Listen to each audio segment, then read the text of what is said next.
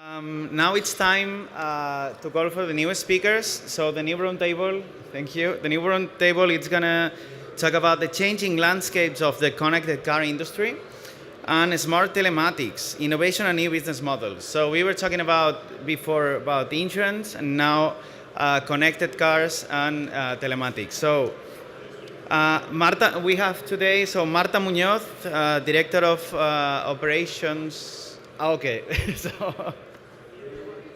Okay, don't worry about it. So we are waiting for the speakers.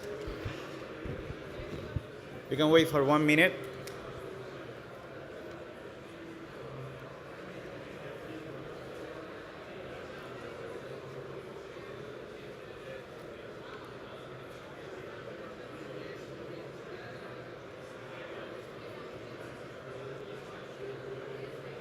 So the speakers are coming. Thank you. So we have Marta Muñoz, Operations Director at IDC. Thanks for joining us. Thank you. Richard Barlow. Thank you. Richard Barlow, CEO at Wejo. Thank you. José Manuel Caramés, Director of IoT Go-to-Market Telefónica. Thank you. And David Sanchez, thank you so much for being here. Country Manager at Telematics. So thank you so much. You have microphones here, or you can talk. Hope it is.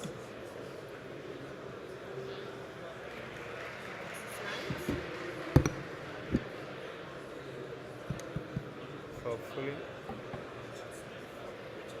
Is this one, right? Okay. So, yeah, thank you. Okay.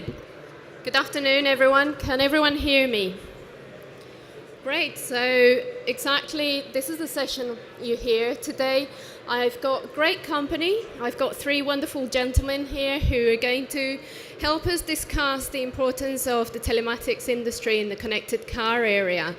My name is effectively Marta Muñoz. I am the Operations Director in IDC in Spain.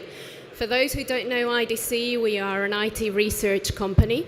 And what we do is look at the different technologies and forecast trends and talk about them. So today, we are here to talk about how technology is actually impacting the automotive industry. Now, if you look at these two statements, they currently come from two very senior gentlemen at the automotive industry, the CEO and the chairman in Ford. Both of them realized early on that their industry was changing, their traditional business model was actually changing. And they had to do something about it. They had to move forward. They're not the only one in this situation. In fact, most and all car manufacturers, traditional car manufacturers, have now come to the realization that their traditional business model is at a pinpoint. And they have technology to incorporate into their cars and their traditional products to make sure that they can attract a new set of subscribers. But doing so is not an easy task. What they face is a very complex ecosystem. And we are going to be talking about this today. But effectively, what we see is an ever-growing ecosystem. What we identify is that together with the traditional car manufacturers, we also identify technology companies that were not part of this industry before. Technology companies such as platform providers, applications providers, software providers, network providers, even content providers like the Spotifys and the Disneys of this world. Those were all part or are part of a new ecosystem. Now, what I'd like to do, just to briefly put things into context before the other speakers come and tell us a little bit more about what these all means for the automotive car and the connected car industry, is to give you some predictions. I work for IDC. I wouldn't really be part of this company if I wasn't doing predictions, right, and doing something about the future. So I'd like to start with our number one prediction. I'm only going to present three of them today here. But effectively, what we see in IDC is the connected car industry growing from 30 million in 2017 connected cars to over 200 million in 2020. This is a compound annual growth of over 88%. It's huge. What we're trying to say is that there is a huge market opportunity there for all of those players in the ecosystem that we saw earlier. Why is this growth happening? Why is it taking place? Well, primarily because what we are seeing is the new cars coming into the market will incorporate some form or another of connected services. Secondly, society as a whole and the users and the consumers will eventually get used and demand some of these connected services. And thirdly, some of the new players coming into the market, not new in terms of new companies, but companies like Telefonica, like the network operators, will also push this market and make sure that they are a driving force behind this market and the growth of the connected car. If we move on to our second prediction, what we actually see is that by 2018, we identify 10% of the global or the regional governments actually enacting some sort of legislation that relates to the connected, automotive, and autonomous or semi-autonomous industry. Now, there is a challenge there, and so far we haven't seen many regulation and legislation around the autonomous or semi-autonomous car happening. There is quite a challenge. How do you actually encourage that legislation and those regulations without actually impeding or stopping the innovation in the private sector? Regulators have that challenge in mind today, but we actually believe that in the next 2 years we will identify and we will see some current legislation actually being put in place in order to start to move this industry forward. Thirdly, and I think it's important to acknowledge this as well, what we will see by 2019 is that about a quarter of the cars, the new cars that are launched into the market, will actually be able to self-prescribe, to self-identify what is it that is happening to them, whether it is own diagnosis, whether it's own maintenance, whether it's actually reporting about insurance claims, for example, or warranties. They will be able to do these items or perform these actions automatically. And this is something that is possible today. I'm not saying that some of the connected cars that we are seeing out there are not capable of doing, but we will actually see a quarter of the cars out there in the market being capable of performing these actions. Before I finish and we move on to our next speaker, what I'd like to briefly position is that there are certainly some benefits, and we are going to discuss some of those benefits later on with the panel. But I think it is actually important to realize that there are also some challenges that need to be overcome. 3 of those main challenges are actually related to, firstly, the amount of data that is going to be coming from all of these devices, as it was said in the previous session, and the infrastructure needed to support all of that data is actually quite important. It's not something that can be underestimated. Secondly, and I think it's also crucial to keep this in mind, is that all of these connected services need to be able to offer some value to the consumer. It's only at that point where the consumer will actually feel sufficiently comfortable to purchase these new services.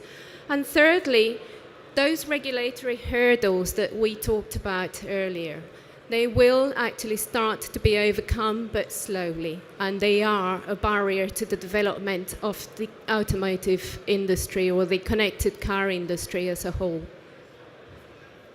With this, I'd like to give way to the next speaker, who is Richard Smith, Commercial Director at Wejo. Richard, welcome. Just press down. Right, okay. Good afternoon.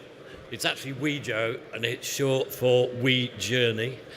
We set it up as a community of drivers that are getting a more enriched and rewarding driving experience. We know that drivers, as well as OEMs, need to get more out of the connected car. We set up Wejo in order that they can feel the benefit of all the connected data. They get rewarded for exchanging that data. So they give us the data, we give them something in return. That was the whole premise of the company. It was app-based to start off with, knowing full well that we can transfer the app into the head unit, and we can also get the head unit and the app to connect to all the data sensors out of the car. The consumer proposition is fairly straightforward. If we get engagement from the end user, we provide a base of convenience, but we, most importantly, and this is absolutely key to this, is that we ensure that the privacy, security and integrity of their data is absolutely paramount in their minds and everybody else that we're dealing with. We can then start to offer them some meaningful services here. And this is where we have a platform that I'll come on to, which, as we say here, is flexible, secure, and it's actionable insights. The key point about this is that you've got to be able to get the consumer interested and engaged in what the benefit's going to be. We can serve up rewards. We do it in some territories, we don't do it in other territories. So if you were to think air miles but translate it to road miles, it monitors where you go, it monitors where you take your children to school, where you go to work, where you go to the gym. You can actually personalize the experience. You can gradually enhance the experience through different bands of bronze, silver, gold, and you can start to make a relationship meaningful, not just between the insurer, the OEM, and also you can make it relative to their lifestyle and the retailer. If we were to categorize these areas where we focus our attention, there is the full area of eco savings, safety, loyalty. Let me get this. The full area of smart mobility, so making sure it's not just a driving solution, but it's a fully embracing, especially if we're all heading towards different urban areas and a greater polarization. You want whatever the driving solution or mobility solution is to enhance your pocket as well as your time. All of these we can work on. We can also, sorry, I'm struggling to see here. We also offer full wallet facilities to make the ease of using whatever these storage areas are for insurance or how you've driven and reflective of your driving style and your lifestyle. You can always draw reference to those on whatever platform you choose.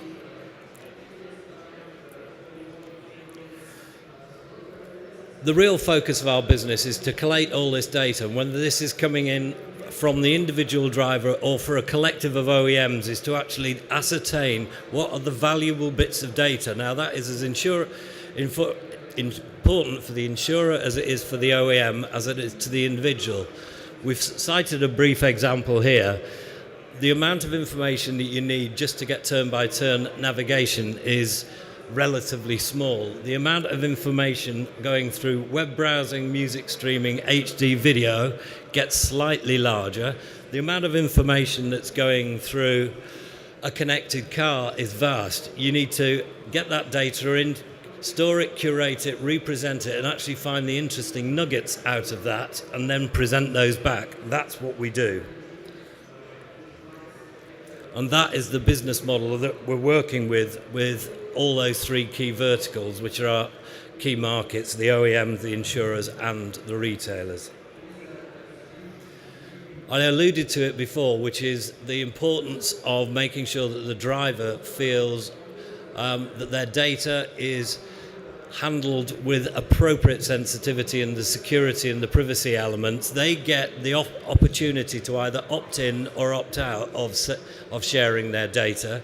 Once that has been shared back to the driver, that these are the partners that we're going to be working with, this is what we're going to be doing with your data, you can then start to append it to to other pieces of data and represent it to third parties, OEMs and insurers with the full knowledge that the driver knows exactly what they're doing.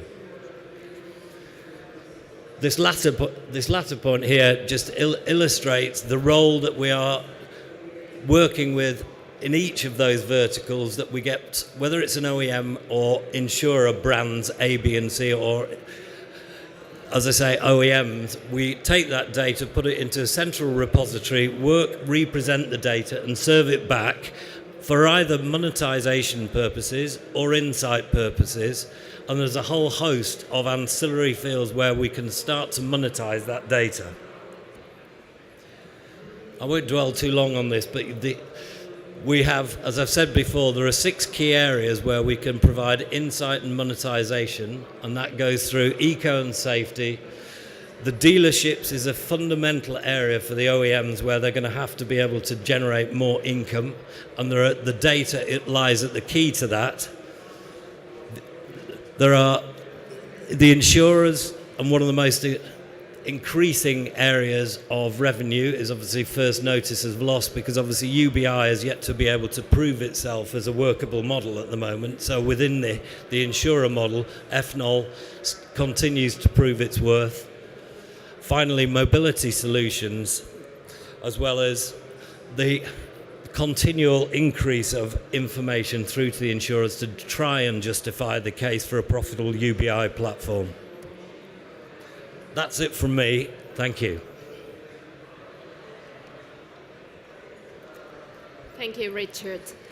I would like to introduce now our second speaker. It is José Manuel Carames, Director of Internet of Things Go-to-Market at Telefónica. José Manuel, welcome.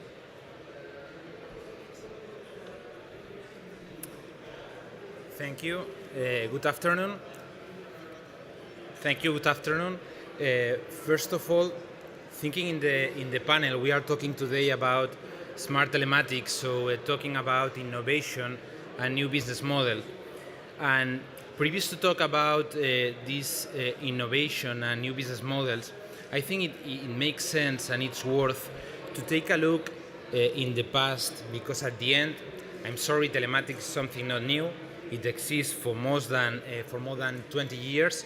So what it's true is that it has suffered a real transformation from the beginning, and now we are in a key moment in this industry where we start to see a really fantastic future around connected car, and we will start to see services around consumer. But the reality is that we are coming from a market created mainly for the professional sector, as I said, more than 20 years ago, where we started with applications dedicated to GPS positioning for a very specific niche, which is the trucks and distribution industry.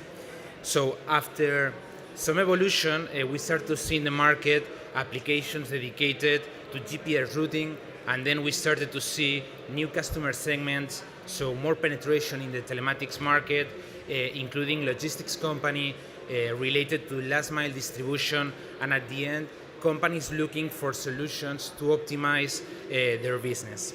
Something really interesting is that with the economic crisis, we started to see a different type of customers entering in this industry.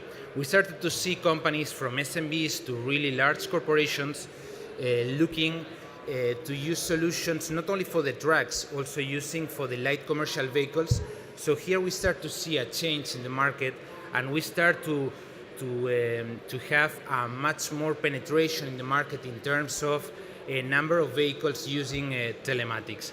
That was, as I said, a relevant model, a relevant moment, because was the objective from the customers were more the interest of make more efficient the business in the company. The next evolution was related to the driver behavior, and that's also a very interesting model, a very interesting moment, and probably our colleague from Octo will talk much better than me about the driver behavior and the insurance telematics. But what we see with these new features that we had some years ago was that we were addressing two main markets. One, the traditional one, the fleet management one, they still were looking for efficiencies, trying to reduce the fuel consumption, and the new thing was the interest for safety and to reduce accident. But here we start to see a new business model. No? So that's I would say, the first example on how we use telematics to innovate in a market, creating a new business model, a new service for the end customers. And that was the insurance telematics, or what we call the pay-as-you-drive. So something worth also to mention here is that it's not all about technology. If we see the insurance telematics business, we have the technology available for the last years, but we have seen different evolutions by geography. So having the technology available in all the markets globally, the evolution has been completely different. And one of the reasons is also related to regulation. So don't forget that beyond technology, there are other levers, other barriers that can make it to evolve or not a market. As I said, with the insurance telematics, here we start to see the first services beyond the professional sector, beyond the fleet management, and that was the first example. Now, from the professional perspective, we are living what we call in an area of integration and analytics, where we see the companies again looking this type of solutions not as a niche solution, more as an enterprise solution, being or looking for how to make available the collected data for the whole company, cross to the company, and trying to impact not only for the fleet manager of the company, also impacting in finance, HR, and other areas of the company, taking this as a key solution.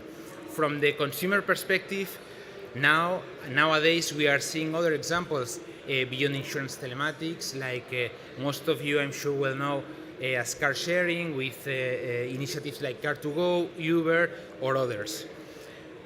And beyond the aftermarket solutions, because remember that all of this started as an aftermarket solution, so after the car is manufactured, someone is installing a solution to be used for a different business or for a different service. Nowadays, we are starting to see how the manufacturers, the OEMs, the car manufacturers are starting to embed connectivity in their new cars.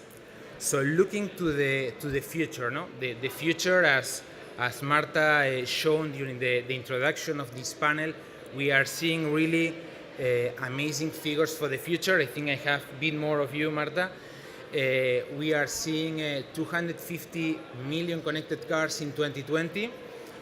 So that means that in 2020, almost every single car will be connected from the factory. So that's really relevant. And it means that in this period, 2020, we will have around 25% of the total park already connected. This is going to enable a long list of services and opportunities for the market. Of course, something is changing in the industry. It's expected to change in the next 10 years more than in the last century. So this is something to be absolutely disruptive. But beyond the manufacturing or the OEM industry, is changing beyond that with new services around mobility. As the example I put with the insurance telematics, and that we need to see beyond the technology, because there are other barriers, other levers relevant. From our perspective, we have four main levers at the end to develop this market. The first one is the technology, of course, but we have, I would say that the things will come in the next few years, ADAS systems, 5G, and other things, sensors, cameras, etc., and other things coming to, at the end, to have the infrastructure needed to approach this market. The second one is related to infrastructure. As I was mentioning, this industry is really changing. This remembers me what happened with the hardware companies in the 90s, companies selling hardware and moving later to the software, to the service, to the recurrent revenue opportunities. And this is something is going to happen also in the OEM's perspective. In fact, they are going to move from a traditional business model to what they call, or what is called in the industry, mobility as a service, and is expected to be in the future a relevant part of the revenue for these companies. The third one is the regulation, and a good example was the insurance telematics. We need the right regulation, stable, globally. If we want to have here in the next years semi-autonomous or autonomous cars, we need the proper regulation to make this happen. And the last one, but probably the more important one, is the consumer trends. As I've listened in different panels and different presentations, that's true. Next generations are changing. They prefer to consume a service instead to own a car. So that's something absolutely key. And that's the brief introduction I was interested to share with you previous to the discussion later. Thank you.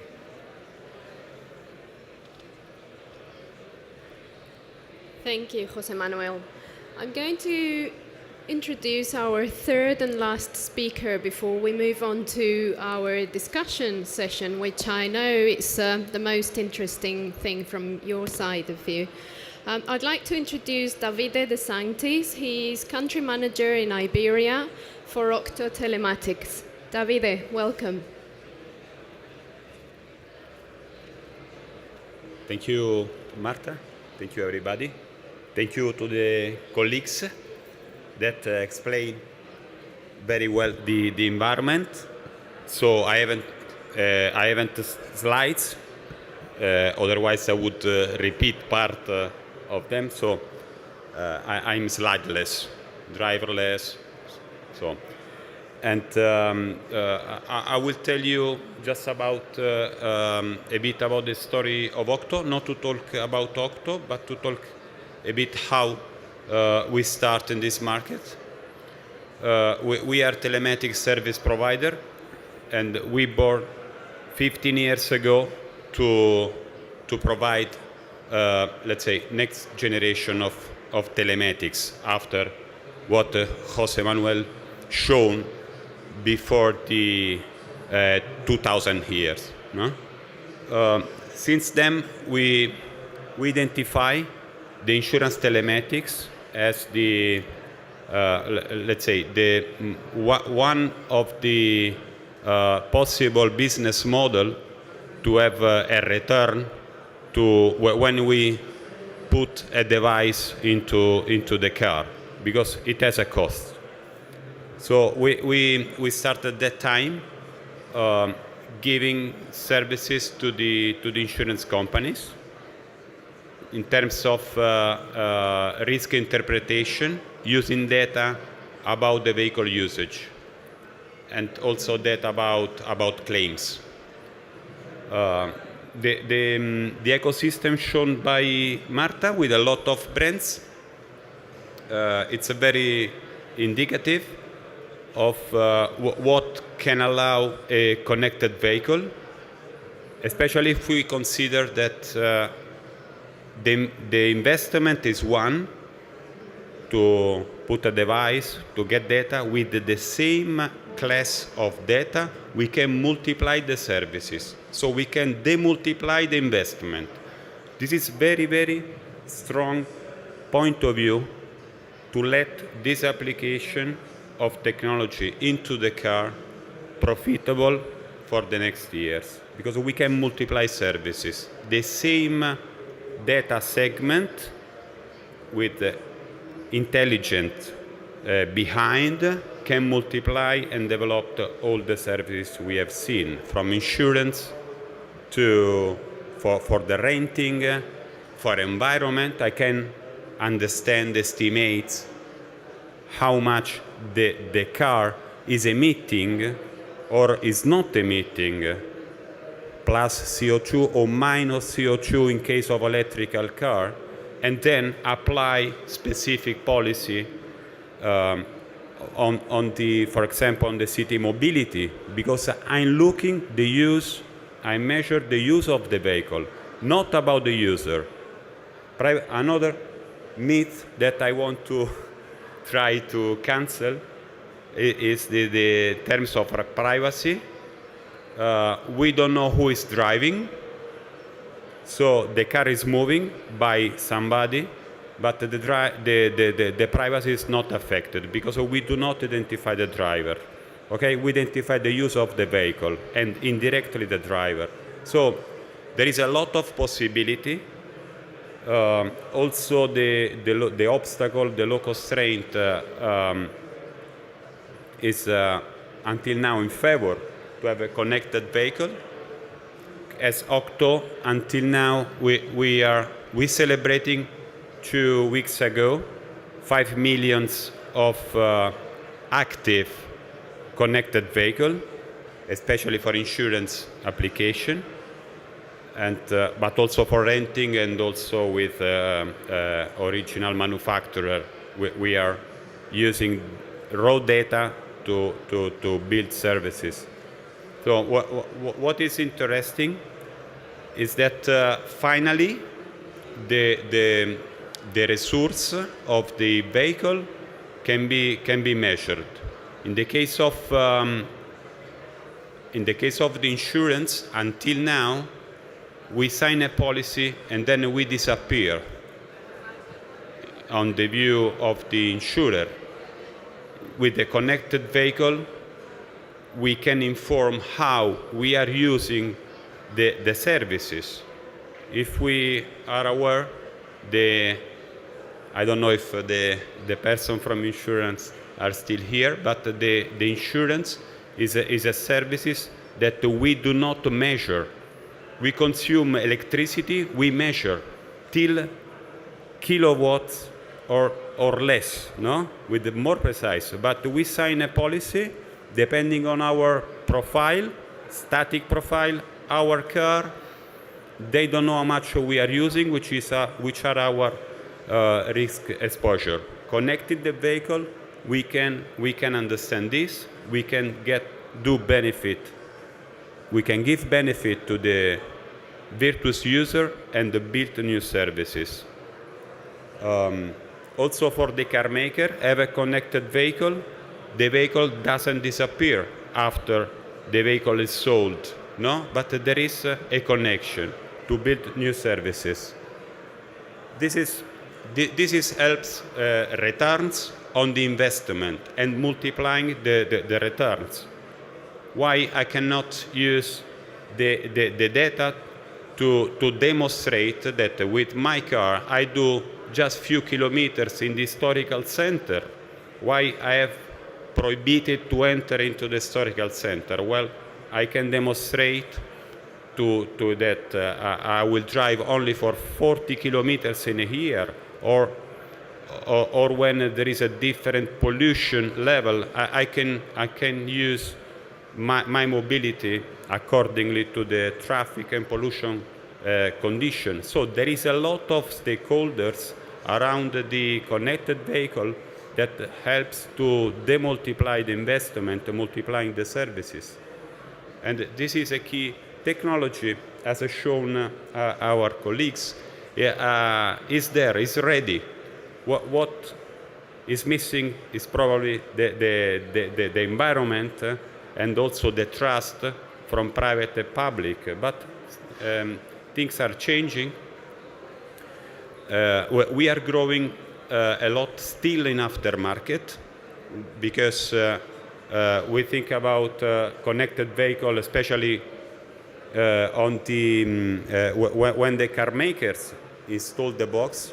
But now the biggest market is still aftermarket. As a post-sales, we install device. And we are growing only as Octo with 200,000 per month activation. So it means that things are changing and there is a return on the investment on the vehicle. Okay, thank you. Thank you very much, Davide. Now, can everyone hear? Right, we're going to start our panel session, and I think perhaps the first question to ask, Jose Manuel, I'm going to start with you first of all, and ask you, what do you see are the benefits at the moment of from current telematic solutions, and more importantly, how do we measure them? How can companies actually measure those benefits? Okay, can you hear me? Yeah. Regarding telematics for the professional sector, as I said, this is something that is going now being a really cross-industry solution, and it started to be used by most of the industries. For sure, it's different if the company using a fleet management solution, the fleet is part of their core business. No, for example, a rent-a-car company or a leasing company, for them is absolutely key, the fleet. So it's a core solution for them, really integrated with the core systems. But we have other cases with companies where the fleet is not part of the core, and they are using it as a core solution because it can collect data beyond the usage of the fleet that gives measures and information about what's happening in the company in terms of operations, commercial activity, etc. So regarding industries is an absolutely cross-industry solution. Regarding how to measure is a very good question, and this is all related to return on investment. All the companies entering in this or acquiring this type of solution, they are looking for the return on investment that we can split in two different walls. One is how you can be more efficient, so reduce costs, and at the end you have a return on the investment. But on the other hand, they are looking also in some cases to generate new value-added solutions for the customers, so they can use telematics to provide information to the customers about logistics, or to give them on top of their offering a solution to complement the portfolio. Thank you. In fact, Davide, you spoke about business models and monetization. How do you actually see are the new monetization models that are emerging at the moment?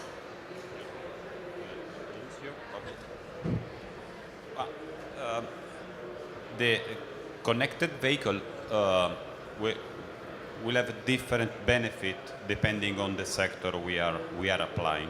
And as I said, this benefit can be taken at the same time.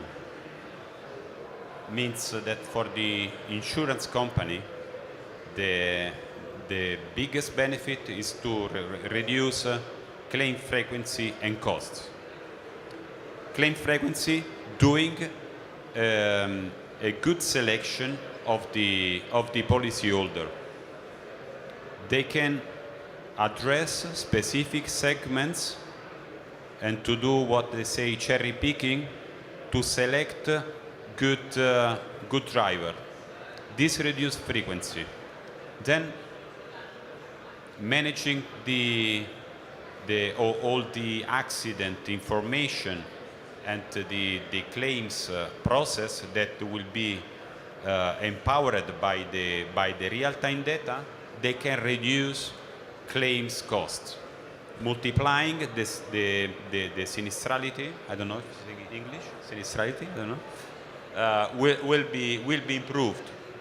This is concrete example of how the return is given by this application. At the same time, in the renting sector, they can improve their total cost of ownership, because again, they are renting a good that still belongs to the renting company, but they know how the good is used. The goods doesn't disappear. It's always connected. So it's a resource that can be measured. This is two examples on two stakeholders that can take benefit on the same investment. Okay? But I guess, and please, anyone chip in. all these new business models only work insofar as consumers' confidence improves and they start using these services. So, I'm going to start with Richard. Any of you, please join in. How can all of those companies in the ecosystem that we've seen earlier actually help improve that consumer confidence in the connected services? Shall I take that to start off with? If we look at it from our point of view, we take it from the driver first. Although we work with a lot of OEMs, insurers, retailers, so long as the driver feels relevant and trust is part of the makeup. If you get the trust bit right, you get the relevance to their driving behavior, their lifestyle behavior. Is the car doing things that you want it to be able to do? Is it relevant to your family's lifestyle, your own lifestyle? Then you can start to create a trust bond with the person at the end of it. The moment you've got a trust bond, there are all sorts of monetization models that spin out of the back of it. Whether that's eco-driving for the OEM, and the OEM can use a lot of the telematics data and emissions data that's coming out and influence people by the way that they drive. That has a benefit for their eco-innovation credits for the EU. That also then encourages people to drive safer. So you start to then prove the UBI model for the insurers, and you then start to improve the retention model for the OEMs. That then starts to get them back into their purchase behavior. So there's all sorts of different revenue models, but it lies of keeping the driver interested, relevant, and all your data to be trusted. Well, I think it is not a matter of confidence for the consumer. It's more a matter of interest of the consumer. I think, as Richard said, no. So if the different players are able to build appealing and interesting offers for the customers, we will see them using these mobility services, let's say, as other services they are using every day in their digital lives, using smartphones, tablet, or other devices. So I think it's more a matter of the interest of the customers and having the right offer and the right business model, because you can have a good value proposition, but sometimes it's more a matter of the business model behind. Are you charging for the service? Maybe you don't need to charge for the service and you are generating leads for a partner. So it's both the interest and then the business model for the customer. Exactly. And, it's something that we talk about as well in IDC, in that very complex ecosystem and in relation to the different business models. How do you actually see that developing? Are we talking about an ecosystem in which eventually we won't pay for our own cars? It will be, the insurance company paying for part of the cost of our car, or it will be the content company paying for part of that. How do you actually see that ecosystem evolving in the future, in the next 2 years? And the relationship between the different companies as well. Okay, from my point of view, the ecosystem will be activated by different initiators. It depends who is, no? In the case of original equipment connected car will be the car maker. That will have two things. First of all, one is the car connected, and the other is the user. Then comes the other. Okay, so in the case of the aftermarket, now the main driver is the insurance, because there is also fleet application, a lot of, but now the UBI is the biggest application we are having, and so the investor of the connected vehicle, that doesn't mean only the box, but we say box, but it's all the infrastructure, because the box is let's say a stupid hardware in the car. Okay, is the insurance that now is investing. So the initiator is the insurance. that will activate. But then we will have a convergence between these two main stakeholders that will enable the other stakeholders to come into the same platform. So they will use platform as a services that allows different applications to run in. I see, let's say, all the infotainment and whatever, gamification, okay, but without exaggerate, because we have a security, again, till the autonomous vehicle, we have to take care about security, so less services on running, probably it's better, instead of gamification and so on. So the stakeholder can have a lot of services with the connected vehicle, but they need to be ready to accept, to change a bit their current business. Richard. Can I contribute on this? The OEM at the moment hasn't a clue about the value of the data. The data that's coming out of the car and the driver is of immense value. And I'll just give you a couple of cases. I know if you're in a connected car, where you're going to school, where you're going to work, where you go to the gym, where you like to eat, all about your habits. If I sell your movement data and you've given me access to that, you regularly go and fill your car up at a Texaco garage. BP, Shell will make an offer through the connected car and say, would you like to go to our garage? We'll give you a free coffee, we'll give you discounted fuel, we will get paid for that information, we share that with the OEM. The OEM then starts to cover the cost of their connectivity.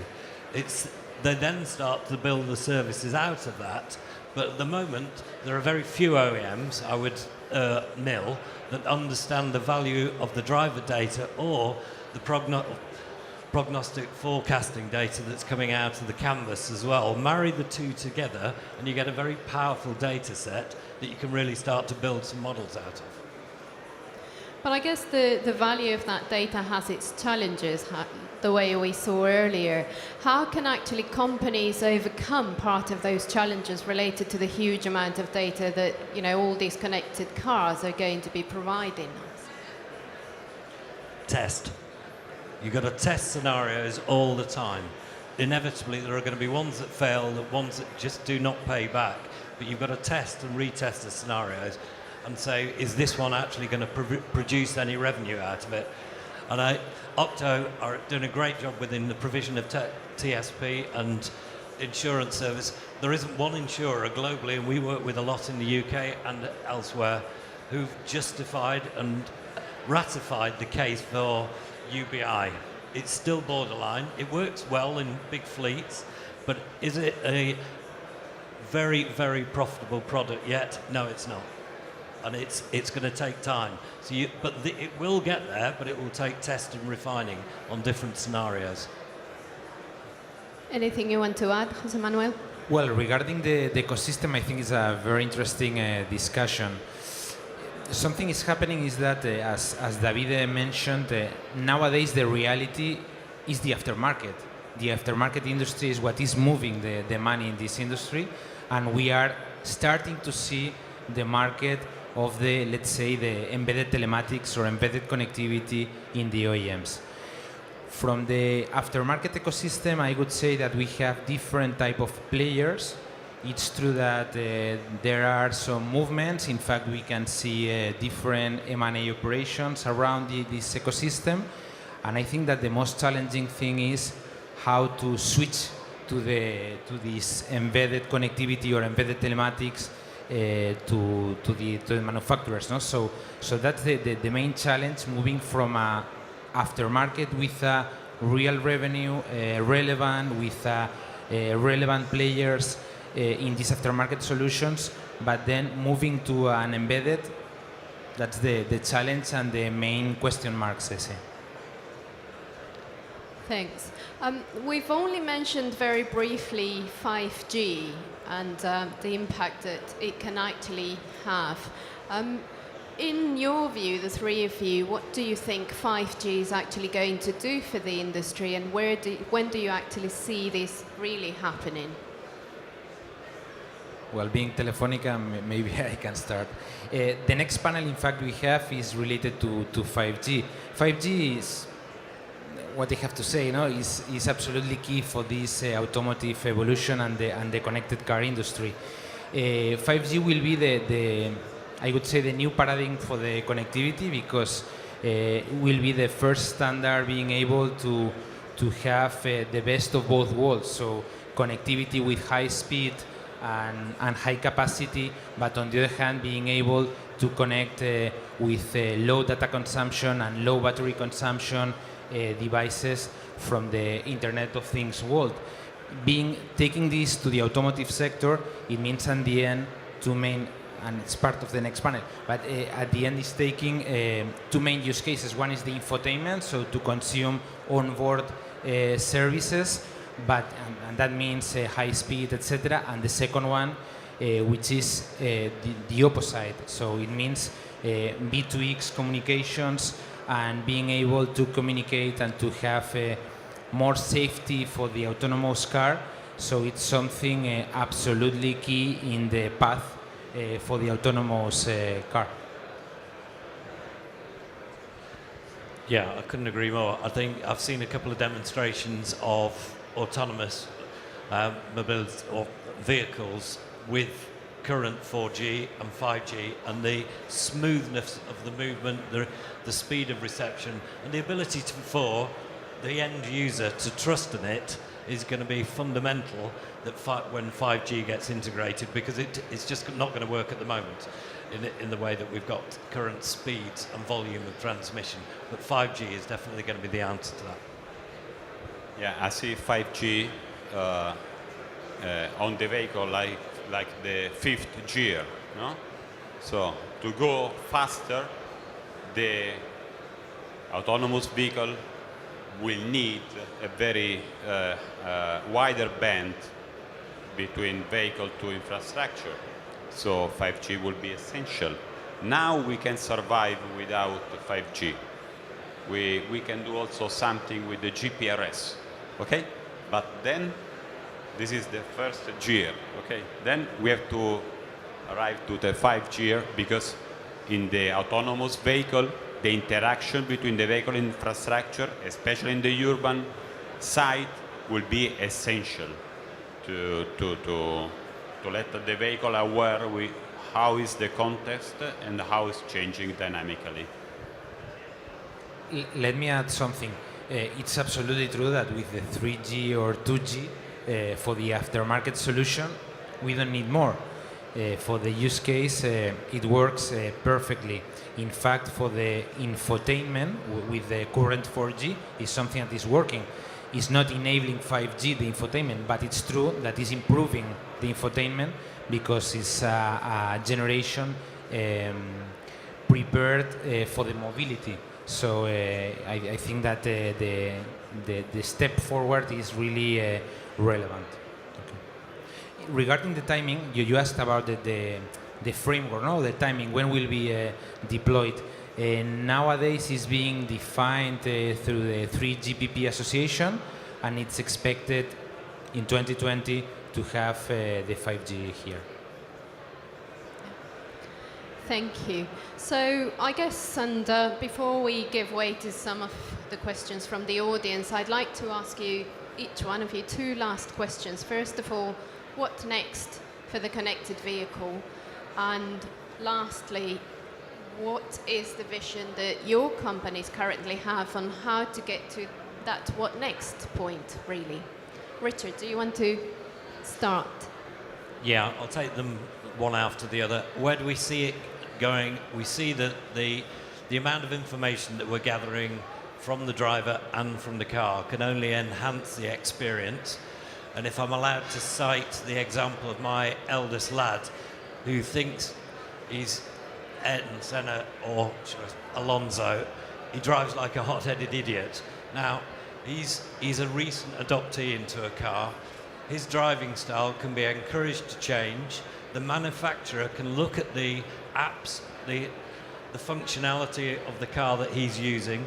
They can not just do predictive servicing, they can do almost predictive manufacturing. So they can upsell the next generation of car, look at what he used it, how he used it. That's where you can start to bring mobility and the vehicle and all the data together and push the car forward. We lie at the center of that by creating the trust, getting the data, curating the data, reserving it, and building that relationship. That's where we envisage ourselves going. From us, what's next? We are working from different angles for the automotive industry. Splitting as we said before with the aftermarket and the OEM, let's say embedded telematics. On one hand, we are providing, of course, connectivity, which is in our DNA. We have, beyond the network and beyond the connectivity, we have our own managed connectivity platform, which is the Smart M2M, where we have millions of lines today connected, connecting things. But from the aftermarket, we are providing beyond connectivity end-to-end solutions to our customers, and this is combining our own capabilities and third-party capabilities. So from our capabilities, this network and managed connectivity platform, but also mixing with capabilities from top players in the market.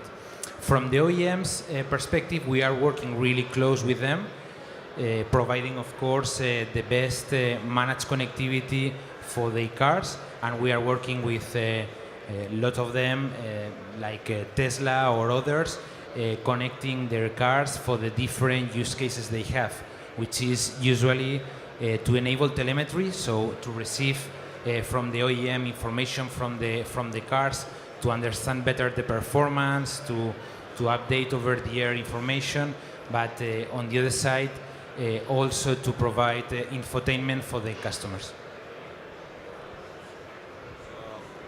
I see the next, let's say, before the connected vehicle and so on, although the transition will be smooth between connected and autonomous, I would see the ecosystem you've shown that will be more connected around the vehicle in an horizontal way, so with more stakeholders, and also in a vertical way to have more precise data about driving style, what Richard was saying, enabling more services, from measuring now the services to predict, which is the use from, let's say, mechanical point of view, maintenance, and also insurance. Enabled also by economics, also for aftermarket, that is going to be lower and lower. Now we are able to connect the vehicle with a very fast solution and very cheaper, the half of what we had only 5 years ago.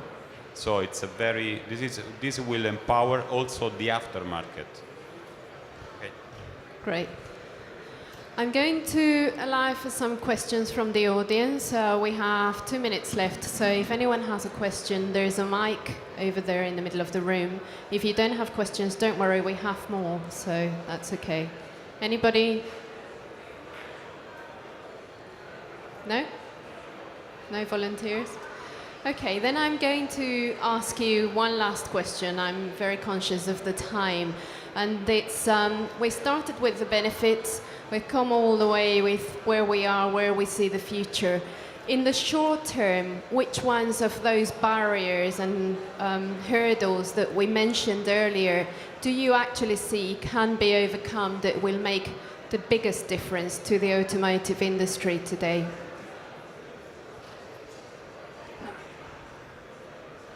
Trust.